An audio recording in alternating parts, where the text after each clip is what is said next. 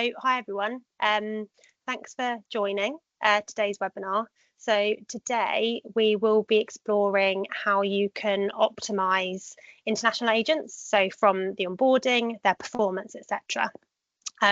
We've got quite a jam-packed agenda actually for today. So first we'll have a little conversation and a little explore around Beulah. So some of you may be aware of Beulah, but if you're not, we'll give a little bit of context and talk about the agent quality framework as well that has guided the solution that we've built, and we'll do a little demo view of that. And then we'll open out to explore the role of data insights as well in managing that agent performance and have a bit of discussion. We will leave time for a Q&A at the end, but if you have any questions throughout, please just pop them in the chat, or if you have any issues accessing that, just pop your hand up. We'll kind of loop back to any questions that people have after each section, but we will protect some time at the end as well for a bit more of an open discussion and work through any interest that might have been sparked up throughout our webinar. Right, so today I'm joined by a couple of colleagues. So I don't know if I'll have met many of you guys that have jumped on today so far, but I'm Madeline Masters. So I'm an account manager at Crimson, and I look after our higher education sector. So work with a number of our customers from attraction, so within the international markets, but also domestic, and then also all the way through that student life cycle to pastoral and then alumni. I'm also joined by some of our consultancy team, so David Catmaloyd, who is our consultancy director, and Raj Pandya, who is one of our principal consultants, both of which have worked with a lot of our higher education customers and might be familiar faces for some of you. And then last but not least, Ian Bobbitt, who is our Chief Data Officer and has been with us for coming up to around about a year now, I believe, and has been looking at data and the role that it has to play both within the sector, but also outside of that, and how you can use that to drive actionable and useful insights. So what we thought would be helpful, just as a little introduction to anyone who might not know us or know who Crimson are. So we are a Microsoft digital transformation partner with, we actually also have a recruitment arm. So we're part of Nash Squared, so previously Harvey Nash, and look to solve those tough business problems and kind of bring you along on that digital transformation journey. At the heart of that are kind of 4 core pillars. So looking to bring together people, processes, technology, so Microsoft low-code technology, and then also data into that mix. So I think typically when we're talking about digitization, organizations start with 1 or 2 initiatives, but with universities, what we've seen is a lot of them is focused around customer experience. So whether that customer is your agent, your student, or some of your internal staff, kind of driving that through with those 4 core pillars at the heart of it. And what we look to do is take an iterative and agile approach, so focusing on enabling that change and delivering that value. So it gives you that confidence, that focus, and the return on investment and speed to value as quickly as possible to help prove that out beyond those first initiatives, and then also into kind of future phases. So driving that through so you can get a continual cycle of digitization. But throughout all of that, making sure that it's underpinned by those 4 core pillars. So that's a little bit about Crimson. We also focus on kind of 3 areas. So all of which kind of feed into some of the discussions that we'll be having today. So building intelligent customer experiences along the whole customer lifecycle, which kind of what we call our CX, ensuring data-led decision making and leveraging that AI opportunity, which I know is a big kind of buzz at the moment, and that kind of fits into our IQ area. And then the final one is around enhancing employee and team productivity, so EE. And bring all of those together for that digital transformation. And as I said, I think all of them have little elements that will feed into some of the conversation that we'll be having today. So getting more into kind of the meat of what we're kind of on this webinar for. Some of you may know of Beulah, but we thought it would be beneficial to give a little bit of context on who Beulah are and how we can leverage that thought leadership into a technology solution. So Beulah essentially are a strategic framework that work with universities to manage the international student market. So that could be things like the recruitment, it could be the partnerships, global engagements, etc. And essentially what they look to do is help develop strategies for attracting international students. So that could be providing guidance on market intelligence in this sector. It could be around regional engagement, so what's particularly happening in certain markets. But it's all about bringing that collaboration through and helping drive that partnership and information and sharing those details. They can also act as a liaison between universities and some of the government bodies, so people like the Home Office, the Department of Education, to inform on changes. So we know that visa regulations or international education policies are going to be a major factor in how that attraction happens and a key bits of information for any prospective student as well. So making sure that all that information is up to date and having those conversations so that they can be shared. But also around professional development. So they look at how can you train, how can you monitor, how can you kind of workshop with educational institutions, but also with the staff to focus on building that capacity internally and those strategies. What they have done with that insight is lead on to an agent quality framework. So their agent quality framework is essentially a set of standards for international agents and how universities can better manage them. So that can be things like ethical practices and compliance. So as I said, ensuring the correct and most recent information is being shared to prospective students, like those visa regulations, but also it's all about how do you manage those agents. So how do you select the right agent for those markets? How do you monitor their performance? And also details like, you know, their fees, their commissions, etc. And have a constant feedback loop from your students on that too, to make sure that you're getting the most efficient process out of them. And then the final part, which kind of links back to a lot of what their goals and strategies are, is around collaboration and sharing that best practice. So how can you make sure that across the recruitment strategies internationally are driving that efficient recruitment? So that's a little bit about the Beulah and their agent quality framework. And what we've kind of looked to do is use that information to drive it into a process at Crimson, kind of feeding it into a bit more of a kind of a demo based on the technology stack. So with that, I will hand over to Raj, who's going to run through a little bit more on that process. Thanks, Madeline. Good afternoon all. So I'll just talk you through the agent quality framework process that we have in place.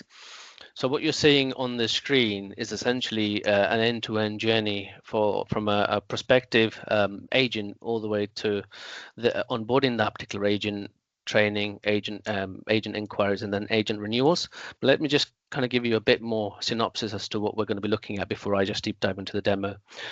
So a prospective agent will put in inquiries through various channels into the international agent team. That particular team will look at those inquiries and look to progress those into a what we call a pre-appointment interview or questionnaire. So as part of these interview process, we ask them particular questions around the details about themselves, whether they've got any social media, so all the personal information pertinent to that particular agent and the key operatives within that agent team, where they operate from, so the branches across the world, which other universities they're an agent with, essentially. So that information they can provide us and we can capture that if they have any other engagements with other universities. What are the success rates for the applications within the UK universities? So we've got the means to capture that information, as well as the ability to capture what their experience is within the UK market, but also broader markets elsewhere, along with their specialisms. So that's whether it's UG, PG research students. What their specific training experience is in relation to whether they've got any professional memberships or qualifications. Whether they are likely to need any support from the university, and if there is, then they can provide us with that information, along with what support do they provide to their students. When they are filling in their agent questionnaire, we're also looking to capture who their referees are, so they've got the ability to provide us with that information. And then we move on to kind of the financial declaration information that they provide us that. Once that is submitted, we then look at the due diligence process. So it then moves on to the due diligence process within the international agent team or wider teams, who can then look to view that information, process that information from a checklist perspective, but also have an approval process in place should they have any within the business. And then we move on to the contracting process. So if they are awarded the contracts, we then look to capture that information within the system. And then following the contract being awarded, we then look at the agent induction process, which we capture that. And as part of the induction process, we then look at what planning we need to do with a particular agent. What are their plans to support us from our recruitment strategies, as well as managing their performance reviews periodically. So we've got that built in within the framework. We've got the agent training process. So on the back of any performance reviews, that we may identify some training needs from an agent perspective that they need to perform. So we've got the ability to capture that. And naturally, as part of the process, if agents have any inquiries post induction or any performance reviews, they can send us the inquiries in, so we can capture that. And naturally, at some point, we will either look to renew agent contracts or terminate them. But we've got that built into our framework process. So without any further ado, let me. I think I need to share my screen now, shouldn't I? So I can move into the demo.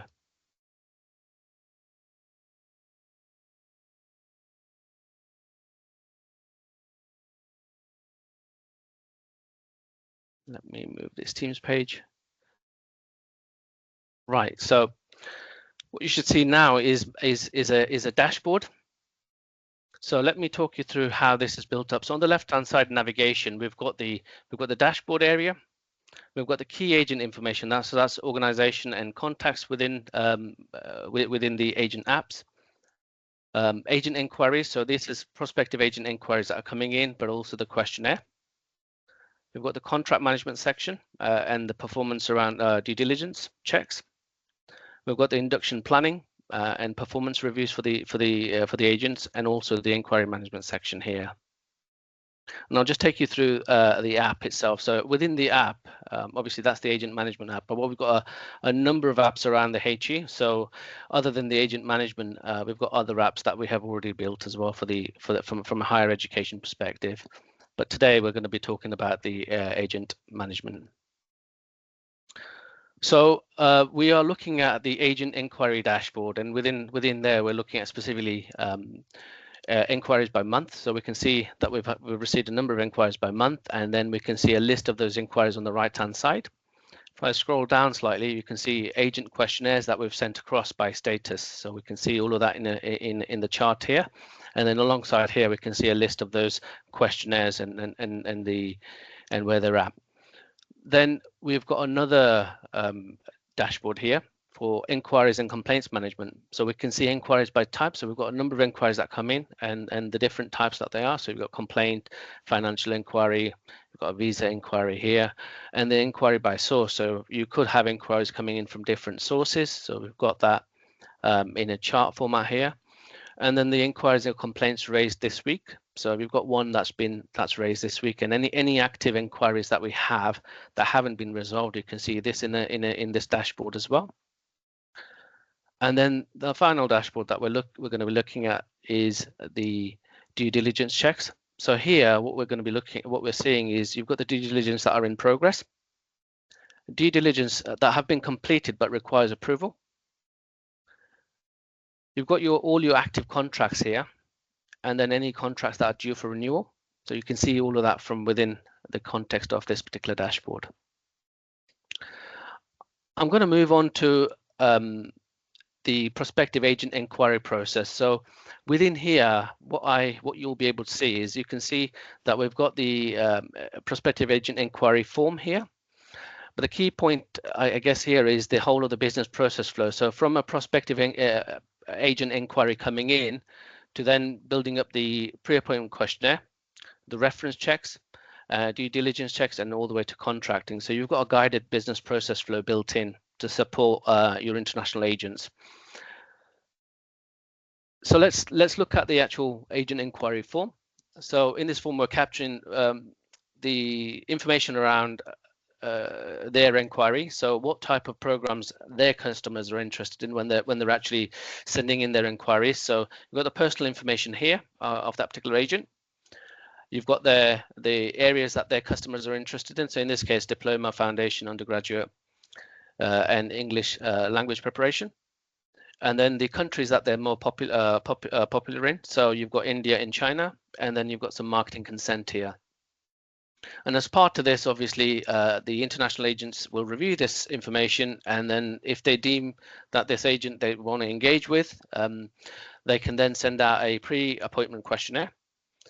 So at this moment in time, we've got various statuses built in here. So you may have some that doesn't need any action, some that do. So in this case, we're sending the pre-appointment questionnaire out via the portal.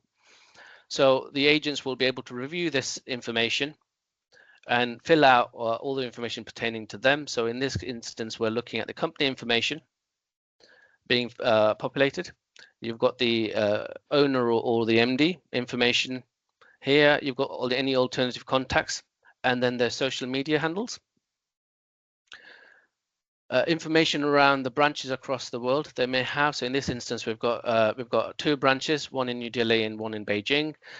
Who their key contacts are within those branches, their email addresses, and all the personal information for us to contact them. Should they wish to provide information about their existing contract providers, then we've got the means to capture that. And if I just deep dive into one of these records here, we've got the means to capture how long they've been contracted with, number of students that they've recruited, and whether they've got an existing contract or it's expired. And again, we've got this like the provider name as mandatory. So country here, for instance, if they can't provide us that information, it's an optional field here, but essentially we've got the means to capture this information from them. And then we've got the visa success rate. So they've got the ability to provide us what their success rates are by country and by year. So here you can see 2 success rates from India for year 22 and 23, and what the percentage have been, and then one from China.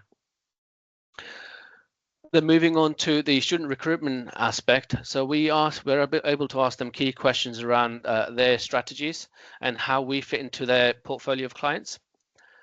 Which courses are they interested in that we're delivering at the university, and what are their key application projections for years 1, 2, and 3, and the enrollment projections for the 3 years. And then what are their student recruitment details? So essentially, which countries that they specialize in, what are the key areas from a recruitment perspective, so whether that's a foundation, UG, PG research. So we've got the means to capture that and view that from the context of the actual questionnaire. We then look at the training experience. So what is their average experience across the board within the agent business teams? Whether they are UK certified agent, providing us with all the training qualification information. If there've been any breach of any national conduct or code, they can provide us that information if they've taken any corrective actions, along with any memberships that they have.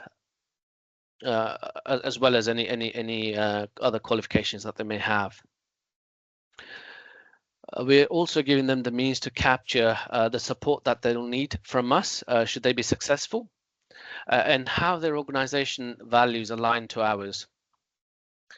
And I guess from a questionnaire perspective, we also would like to capture how they would operate and position us within the markets that they operate in, along with the quality of students that they have, and whether they've got a complaints process internally to support the students that they're handling. And if they haven't, then how do they manage those complaints? We then ask for the referee information. So typically this could be the universities that they are dealing with or working with, but also it could be any students. So we've got the means to capture the referee information here. Once the agents' questionnaires, once they're happy with the questionnaire being populated, they can provide us with the financial declaration, along with any documentation that they have to support their questionnaire. Last but not least, within this process, obviously, this could be a process that takes a little while for them to complete, and for the international agents to be able to support them. We've got the communications area by which you can set up and have your timeline information around this. So whether you're making any notes, whether you've made calls, you can capture all of this in a single screen, essentially, to be able to track this and support the agents. Internally, as well as the agents, the prospective agents there. So in this instance, essentially, once the declaration was completed, we were then going to move into the reference checks. So within reference checks, we know that the reference check was for our prospective agent here, so that information is captured. And then what we're looking to do is get the referee information here. So which university or institute the referee belongs to, what their position is, and then their details, and then what their performance has been rated. So we capture that information from the referee and then give them the ability to declare themselves as well. So declaration from the referee themselves. Once that's been received, we then move into what we call the due diligence checks.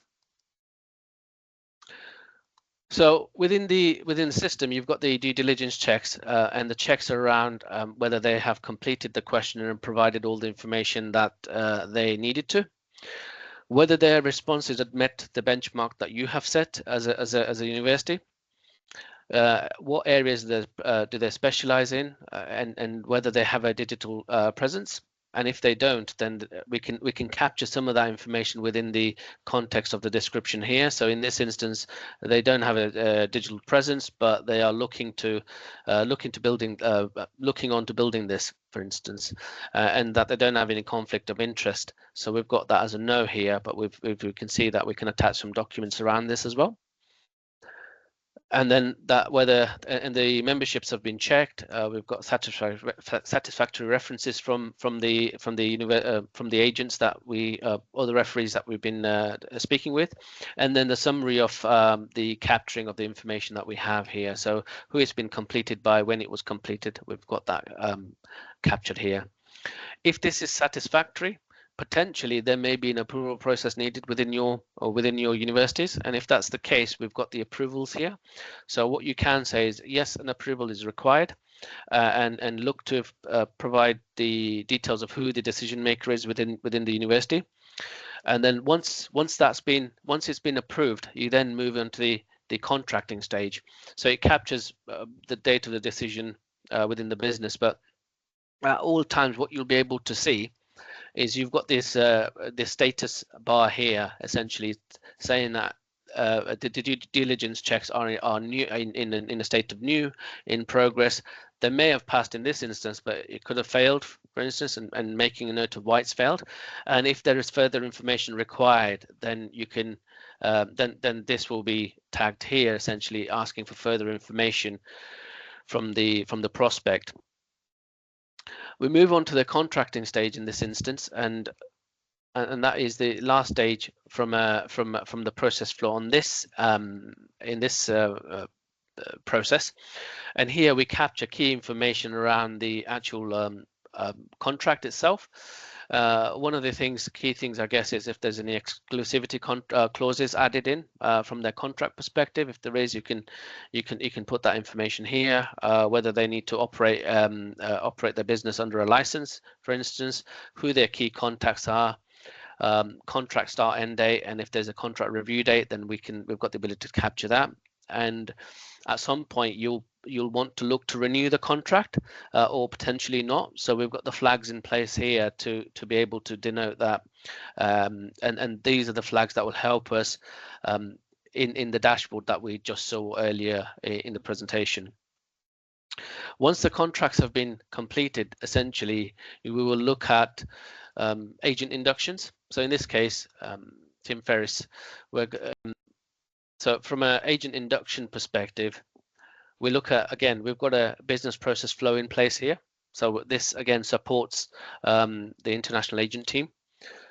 So some of the things that we're looking at from an induction perspective is whether from both parties, whether key contacts have been introduced, whether core programs or core areas have been understood by them, who the key representatives are within their side, along with the ability for them to know how to apply to the programs, what the student support and wellbeing information is, and where that's been provided, what the entry criteria is, as well as all the financial information that you may have around the induction. So whether commission structure has been explained, bonus schemes, and any financial deadlines or timelines, all of those stuff can be captured here. We move on to the next stage, which is basically the agent planning. So agent planning. So here once the induction is complete, you may look to say, well, actually, I want to have a review date with the agent to say what their plans are around what they're looking to deliver from an enrollment and application perspective for the upcoming year, or maybe over a period of time. So we've got the ability to capture when the date of the planning has taken place, the key representatives from the university, who their contact was, along with what the key objectives are and the planned activities, what the target is, if there's any investments or support required from the university, and set a review date so you can then track this. We've got the means then to capture the agent performance. So based on the planning, the agent may have said we can send out, or have the projected applications are X number, and the projected enrollment is X number. Then we can get the actual applications and actual enrollment based from our student information systems that you have. So we'll be able to capture that information, and based on that, you can then have dashboards and charts here based on that information. In this instance, you've got the projected enrollment was 24,000, but the actual was 21,000. Similarly, and all that is in the context of the performance page. Similarly, you've got the same for the actual performance for the applications. So again, if I expand this chart, you've got 23,000 from projected applications, and 20,500 from an actual application perspective. So again, all that can be seen in the context of the actual agent planning and review. And then based on this information, when you're conducting the review, you can say that the date that the review took place, whether the target was achieved.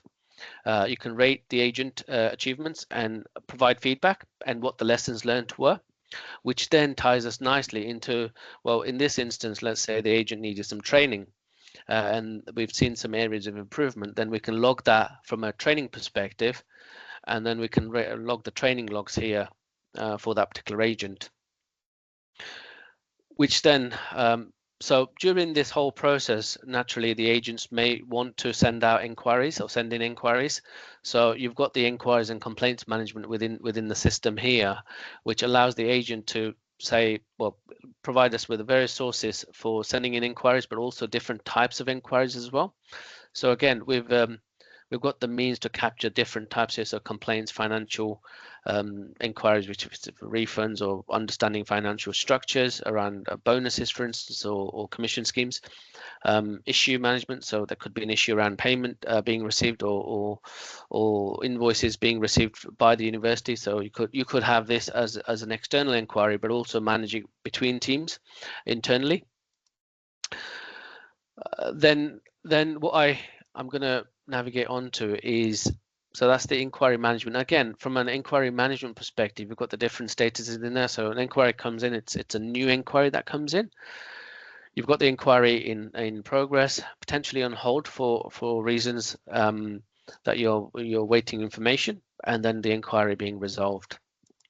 And then you've got the timeline control here, which allows you to add in any additional notes or emails to this particular inquirer.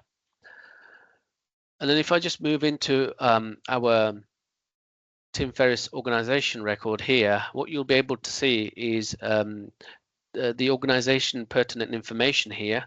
But obviously in this instance, this agent is now an appointed agent. So you've got the life cycle here. So you can see that this particular agent has now completed their training.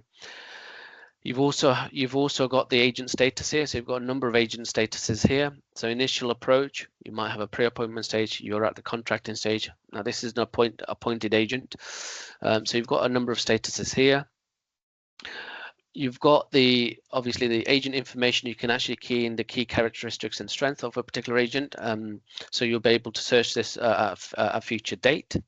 You've got the key agent contacts captured here, so you're able to view that information.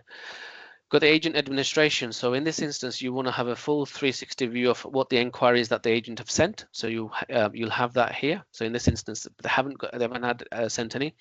Their contracts, so you can see the start date, end date, and the review date. All the planning and reviews that they've conducted, and then the training that they've had or they're on currently. So that was a full demo of the end-to-end process around the agent framework that we have. Any questions?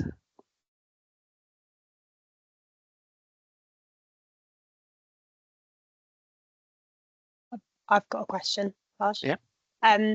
So you mentioned in there that there is a tag for training, and previously there were kind of dependencies that then triggered an activity. Is there any, if there was a certain activity that then meant that agent could benefit from training, is that something that could be added in and then tracked through on this view? Yeah, definitely. So, so if we identify from any points whether there was a need for training, you want to attach some material against that particular record type, then yes, that's possible.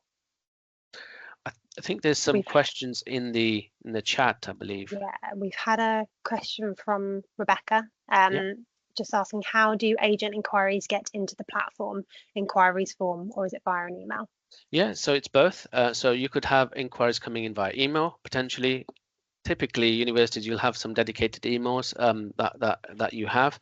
So yeah, we can set it up so that it comes in and the source is email in that instance. But obviously, you could have forms that are set up on your website, maybe on a portal, and we can sync that up so that they come in directly in here. So yeah, you could have web chats and other ways of inquiries coming through. Okay, actually, I've got quite a few questions, so I thought I'd just rather than sitting there and typing. So, I mean, is this sort of our questions and the way this is formatted, is that customizable to different institutions if we were to ask slightly different questions within our agent onboarding process? Is that something that can be accommodated within the platform? Yeah, so think of this as a framework as a starting point. So you're not starting from scratch. You may have 70-80% that's tailored to your needs for now, as it is as a framework, and then 20% you might have different questions. You might want to add a few more things there. That's absolutely fine. So it's fully customizable. And also from a report perspective, we understand that. So these dashboards that have been set up here, they're more of a flavor. You might want to have slightly different dashboards there. That's absolutely fine. Okay, and you talked about the sort of agent performance in terms of they're asked to forecast how many applications that they could send, and that then gets sort of benchmark against actuals in terms of applications. That then requires that data to be pulled from individual universities' admission systems. So I guess would there be a requirement to sort of confirm whether this system would talk to our admission system? Do you want me to answer that, Raj? Go ahead. Yeah, so we integrate with multiple university systems already into the platform which supports this, which is Power Platform. So things like Banner, for example, and SITS, and various other things that we've come across. So we've got quite a mature integration layer available to us. What system do you guys have there?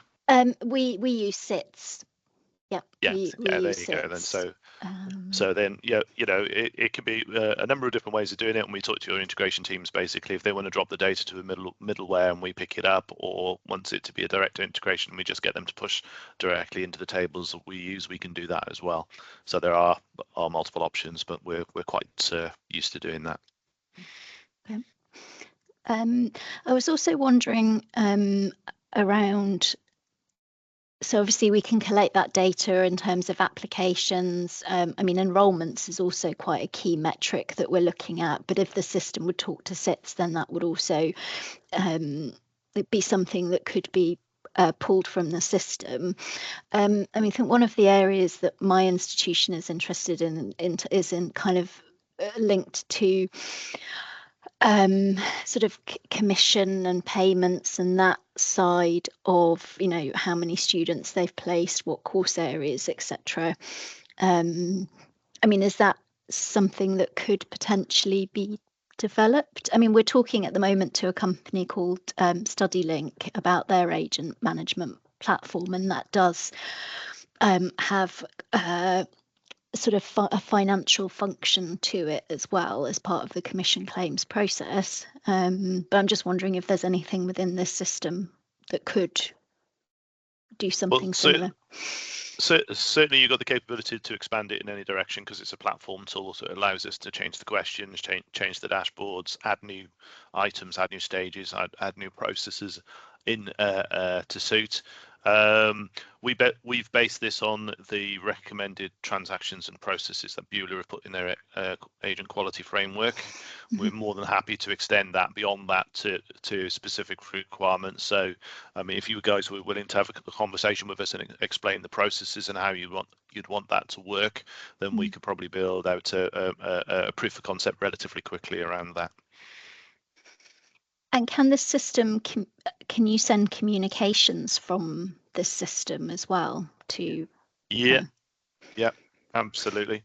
So you've got the opportunity of using a full-blown marketing type suite for marketing type updates and information if you wanted, but operationally you're going to have communications and messaging going backwards and forwards to do with various maybe possibly students as they're going through, but with various agents, so you can actually process activities at agent level if you wish. So you could record a phone call with them, you could send them an email, you could just record a note against the agent, you can schedule an appointment, you could do all of the sort of day-to-day activities that you would expect. Okay. I did have another question and it's just gone from my brain, sorry.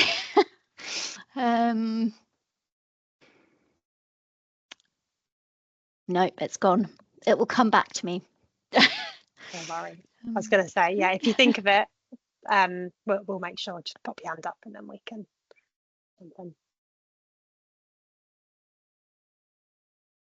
Okay, anything else, Raj, at all? No, that's all from me. Perfect. Okay, I will grab the screen back.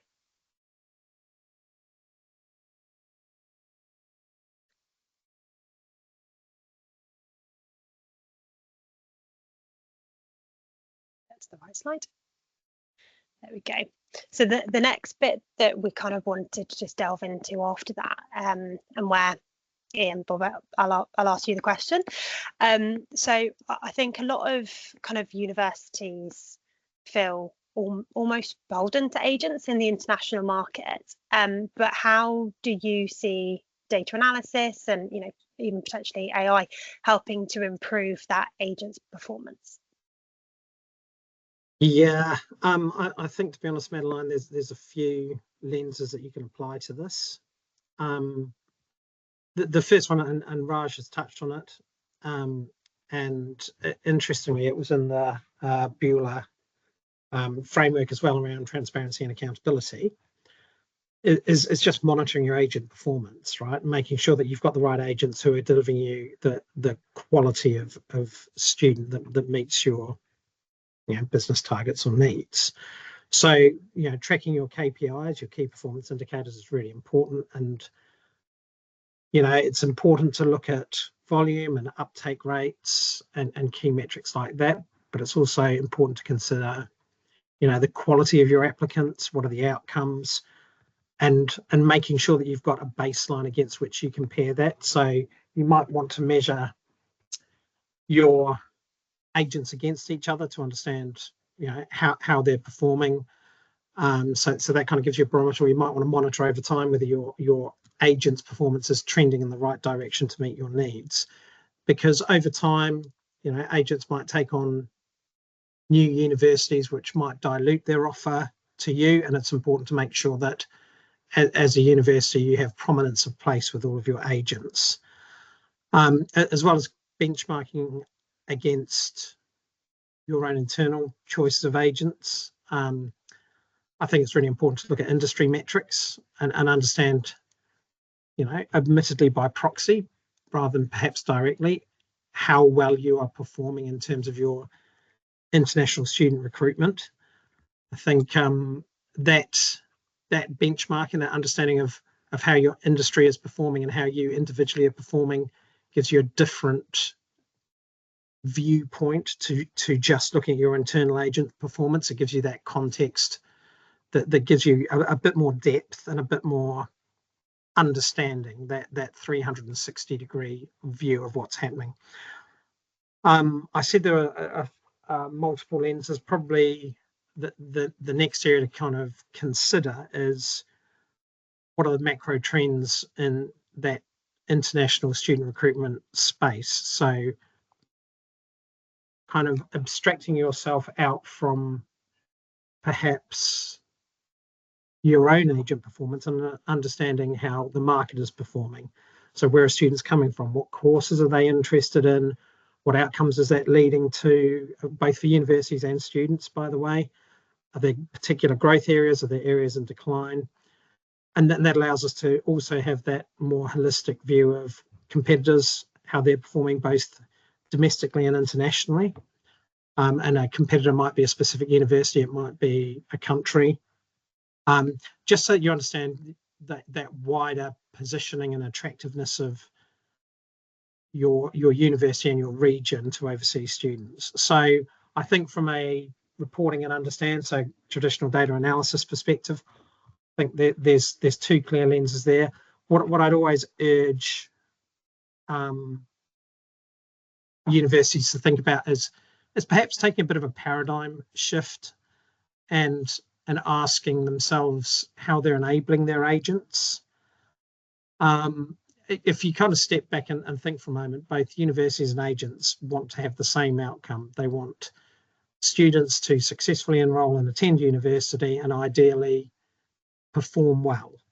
So you have a joint objective, and whilst the focus on different objectives may be reweighted between a university and an agent, they still generally want those same outcomes, I suppose. So that reframing is how do I act to better support my agents so that they understand how they then better support me. So a really good example might be, you might develop an ideal student profile that helps agents understand who they should be targeting on your behalf, who's appropriate, who's not appropriate, and that could be based on a lot of metrics and information that's outside of the process that Raj has just taken us through. But it could be, previous academic attainment. It could be what schools and what institutions have been previously attended. It could be, their profile. Did they go to a university locally? Are they used to living away from perhaps family and support structures? What are they studying? Some really obvious questions. And I suppose we might also want to take that a bit further and understand different levers that we can apply. Why are people attracted to different universities? What are the stimuli that would make them more engaged in your university, and how do we act on that? And giving that information back to agents, I think, is really important. And that communication feedback, I think, is likely to be an area that some universities may not be so strong at. And in turn, that may influence other decisions. So how are agents incentivized? So perhaps a bonus is paid for course completion or academic attainment or whatever it is. Understanding your price point and how competitive you are and how appealing you therefore are to agents to use you. And you could go to the extent of trying to gamify your agent performance, so kind of putting them against each other and getting a view of how well they're identifying your ideal students, what your successful enrollment rates are, really kind of trying to push those agents against each other may be a way. Operationally, I think that's probably the final thing to think about is where do we reduce friction? So you need some friction to not make fraud really easy, but just reducing friction and making sure that both the agent journey and the student journey in terms of student enrollment, making sure the journey for both parties is as frictionless as possible and as accessible as possible. So in a summary, I suppose there's a lot of ways and places where data can help, with the consideration there's a lot of angles that we can use to improve and make that overseas student attraction and enrollment more powerful. Yeah, I think it's interesting when you talk about the frictionless experience, because I think that's something that is key in any part of the student life cycle. And it's essentially saying, how do you use the data that you already have, but you're just probably not using in the best way to understand that and then drive efficiencies off the back of it? Yeah, I think you do need some barriers, or it could become a bit of a free-for-all. But I always think of Amazon when I think of friction, in that if you go and buy something on Amazon, it may not be the best experience visually. The search may be a bit clunky. Some of the providers may be a bit slower than other providers in fulfillment. But in terms of friction, it's really low friction, which is why it's popular. Yeah. I don't know if anyone we'll probably go into a bit of Q&A, just aware of time. I didn't know if anyone had any questions on that at all. Just dive into.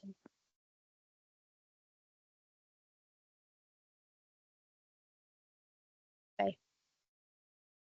Sorry, I had a question around the sort of, would the plan going forward to sort of offer kind of aggregated data that could be used by universities that partner with this platform? Give, for example, Enrolli, who run this CAS Shield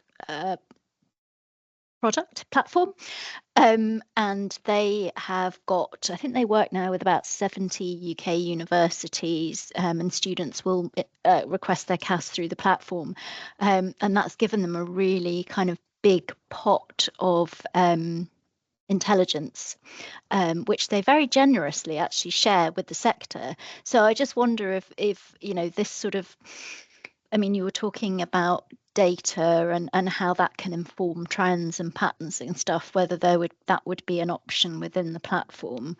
I'm also interested in the AI and data trends and patterns, because I was asked recently why we hadn't put our CAS request data into ChatGPT to see what it could tell us in terms of those trends. So sorry, it's sort of two parts question. One about kind of benchmarking aggregated data, and the other is about AI and what that actually means.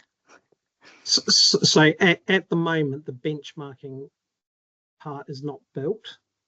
I think that will be done on a demand basis. The data, we've started to ingest some of the publicly available data into our systems. That will be an ongoing process for us. So it is not part of the current solution that Raj has shown you, but it is certainly a future area that we're very interested in exploring. In terms of AI, perhaps don't put your data into ChatGPT quite yet. Maybe that's not the right thing to do.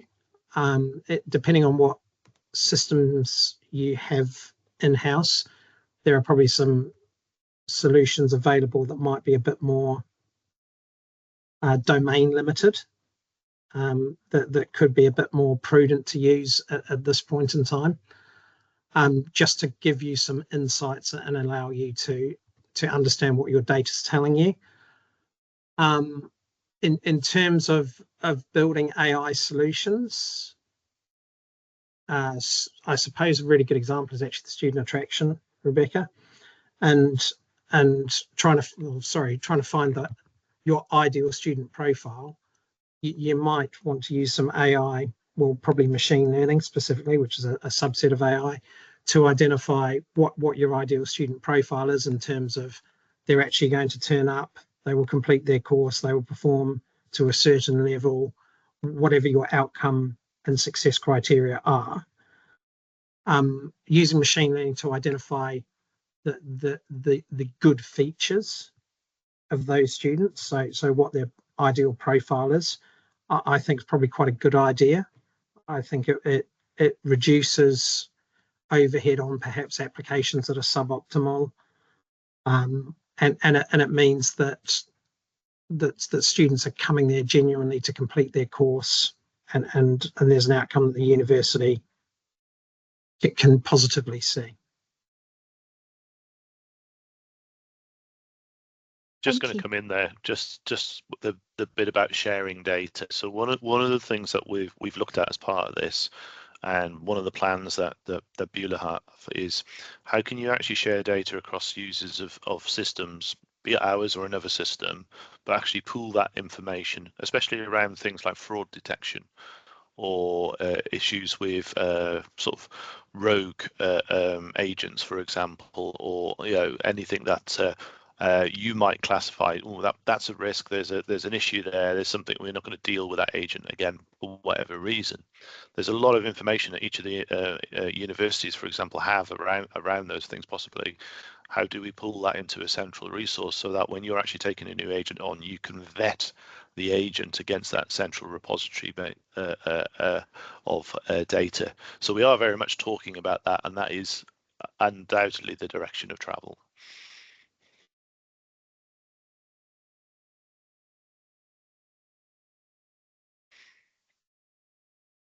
I think it's interesting you picked up on the sort of the Beulah agent quality framework, and yes, having a kind of a central repository, which just logistically I think is going to be a bit of a nightmare in terms of, well, who owns that data, who manages it, who cleans it up. The British Council training logs have something like 3,500 individuals who have agent training on it, and it's not kept up to date.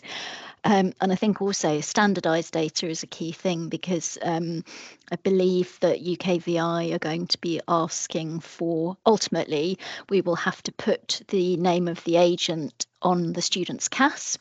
So again, you really want standardized data so that it makes sense, so that it's sort of easy to pull and put into CAS, etc. But I don't know what the time frame is on that, but having standardized data and something somewhere central, I think is going to be quite key to UK universities being able to deliver that on our CAS.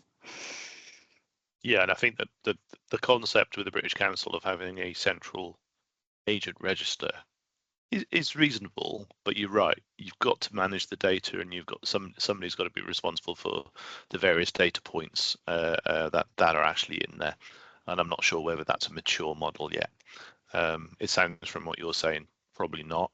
But this is where we've got to start somewhere. And again, the idea behind the tool we've designed, we've followed the model. We followed the model that Beulah have done, so we can provide the tools that you guys need, but in an open data framework that allows us to do more with it going forward.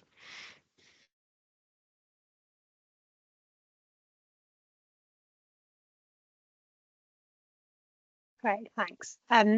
I think this probably feeds quite nicely onto the last thing that we were just going to say. So there's a little QR code on the screen here. A lot of the conversation has been really fascinating today, getting into a kind of what does that actually mean a little bit more in the tangible conversations with you. So please, if you either scan that QR code, or if you want to reach out to any of us after this to book a kind of a more detailed discovery call, please do. But yeah, really appreciate the time this afternoon, and hopefully we can continue some of the conversations that we started today. And we'll make sure that the recording gets sent out as well.